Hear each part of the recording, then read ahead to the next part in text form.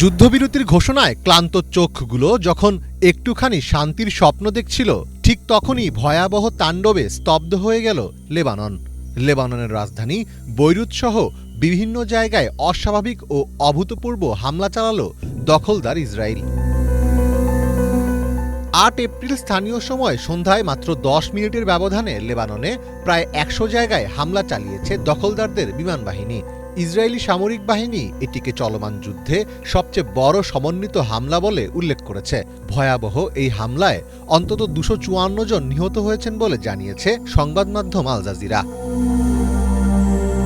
বৈরুতের যেসব জায়গায় হামলা হয়েছে সেখানে সাধারণত হিজবুল্লাহর যোদ্ধারা থাকেন না। এরপরও সেসব জায়গায় হামলা হয়েছে, যা আগে কখনো ঘটেনি।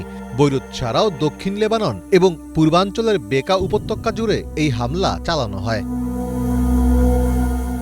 লেবাননের সিভিল ডিফেন্স জানিয়েছে এই হামলায় ১১৬৫ জনেরও বেশি মানুষ আহত হয়েছেন, যাদের অনেকের অবস্থা আশঙ্কাজনক। ১০০টি অ্যাম্বুলেন্স নিরবিচ্ছিন্নভাবে হতাহতদের হাসপাতালে পৌঁছে দেওয়ার কাজ করছে। এই অবস্থায় এক জরুরি আহ্বানে সব বিশেষজ্ঞ চিকিৎসককে নিকটস্থ হাসপাতালে যাওয়ার অনুরোধ করা হয়েছে। গত ২ মার্চ থেকে শুরু হওয়া এই নতুন দফার যুদ্ধে লেবাননে এ পর্যন্ত ১৫৩০ জনেরও বেশি মানুষ প্রাণ হারিয়েছেন এবং ১২ লাখেরও বেশি মানুষ বাস্তুচ্যুত হয়েছেন। এমন অবস্থায় দেশটি চরম মানবিক সংকটের মধ্যে পড়েছে। এটি একটি বিশাল বেসামরিক ট্র্যাজেডি, এ বিষয়ে বিন্দুমাত্র সন্দেহ নেই।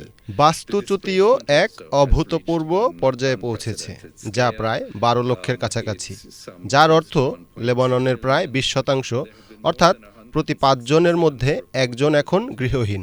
চলমান হামলায় অনেক স্বাস্থ্যকর্মী নিহত হয়েছেন, ফলে স্বাস্থ্য ব্যবস্থার ক্ষমতাও দুর্বল হয়ে পড়েছে। ইতোমধ্যে অন্তত ৫১টি স্বাস্থ্যকেন্দ্র ও ৬টি হাসপাতাল বন্ধ হয়ে গেছে। ইসরায়েল ও যুক্তরাষ্ট্র জানিয়েছে যুদ্ধবিরতি চুক্তির আওতায় লেবানন অন্তর্ভুক্ত নয়। তবে মধ্যস্থতাকারী দেশ পাকিস্তান জানিয়েছিল যে ২ সপ্তাহের এই যুদ্ধবিরতি চুক্তিতে লেবাননও অন্তর্ভুক্ত রয়েছে। বুধবার ভোরের যুদ্ধবিরতির খবর ছড়িয়ে পড়ার পর বৈরুত ও সাইদার রাস্তায় অস্থায়ীভাবে বসবাসরত অনেক বাস্তুচ্যুত মানুষ ঘরে ফেরার প্রস্তুতি নিতে শুরু করেছিলেন। এমন সময়ে এই অতর্কিত হামলার তীব্র নিন্দা করছে আন্তর্জাতিক মহল। লেবাননের প্রেসিডেন্ট জোসেফ আউন এই হামলাকে বর্বর বলে আখ্যা দিয়েছেন। এক বিবৃতিতে তিনি বলেন, এই বর্বরোচিত হামলাগুলো আবারও প্রমাণ করেছে ইসরায়েল আন্তর্জাতিক আইন ও রীতিনীতির তোয়াক্কা করে না।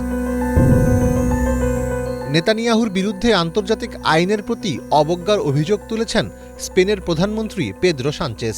সামাজিক যোগাযোগ মাধ্যম এক্সে দেওয়া এক পোস্টে নেতানিয়াহুর বিরুদ্ধে স্পেনের প্রধানমন্ত্রী এমন অভিযোগ তোলেন।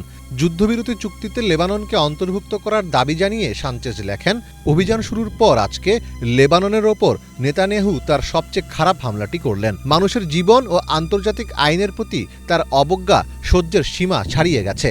এখন সরাসরি বলার সময়, লেবাননকে যুদ্ধবিরতিতে অন্তর্ভুক্ত করতেই হবে। বর্তমান যুদ্ধবিরতিকে অসম্পূর্ণ এবং ভঙ্গুর বলে অভিহিত করেছে ইন্টারন্যাশনাল রেস্কিউ কমিটি। এক বিবৃতিতে সংস্থাটির প্রধান ডেভিড মিলিব্যান্ড বলেন, লেবাননকে এই চুক্তির বাইরে রাখা মানে হল সংঘাতের একটি ফ্রন্টকে জ্বলন্ত অবস্থায় ফেলে রাখা, যা শেষ পর্যন্ত মানবিক বিপর্যয়কে আরও দীর্ঘস্থায়ী করবে। মীর ফজলে রাব্বী, বাংলা ভিশন।